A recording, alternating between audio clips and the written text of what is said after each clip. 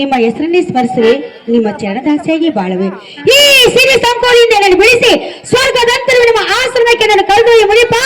ಇಷ್ಟೇನ ಭಿನ್ನಪ್ಪ. ರೇಣುಕರಾಜನ ಸುತೆ ಪರಮ ಪುನೀತೆ. ದೇವಾ, ಯಾವ ಸಮಯದಲ್ಲಿ ಏನು ನಡೆಯುವುದು ಯಾರಿಗೂ ತಿಳಿಯಲಾಗದು. ಹೌದೇ ದೇವಾ. ರೇಣುಕಾ, ಇದಕ್ಕೆ ಒಂದು ಶ್ಲೋಕವನ್ನು ಹೇಳಲು ಚೆನ್ನಾಗಿ ಕೇಳು. ಚೆನ್ನಾಗಿ ಹೇಳು.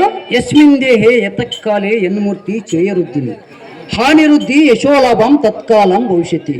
ರೇಣುಕಾ ದೇವಾ, ಯಾವ ಸಮಯದಲ್ಲಿ ಏನು ನಡೆಯುವುದು ಯಾರಿಗೂ ತಿಳಿಯಲಾಗದು. ಕಂಕಣ ಬಲ ಕೂಡಿ ಬಂದರೆ ಮಾಂಗಲ್ಯ ಧರಿಸಿ ಹಚ್ಚಿ ತಾಕಲು ತಾಯಿ ತಂದೆಯರು ತಡೆಯಲಾಗುವುದು, ದೈವ ನಿಯಮ ತಪ್ಪಿಸಲಾಗುವುದು. ರೇಣುಕಾ, ಪೂಜಾರಿ, ನೀನಿನ್ನೂ ನಿನ್ನ ಜೀವನ ಬಾಳಿನ ರೀತಿ ಆಲೋಚನೆ ಮಾಡು. ಯಾತಕ್ಕೆಂದರೆ ನಿನ್ನ ತಂದೆ ತಾಯಿ ಬಂಧು ಬಳಗ ಹಿರಿಯರಿಗೆ ಇದು ವಿರುದ್ಧವಾಗಬಹುದು. ನೀನು ಮಹಾರಾಜನ ಮಗಳು, ಗದ್ದಿಗೆಯ ಮೇಲೆ ಮೆರೆಯುವವಳು. ಈ ಸನ್ಯಾಸಿಯನ್ನು ಒರೆಸಿ ಯಾತಕ್ಕೆ ಅರಣ್ಯವಾಸಿಯಾಗಿ ಏನು ಸುಖ ಪಡುವಿ?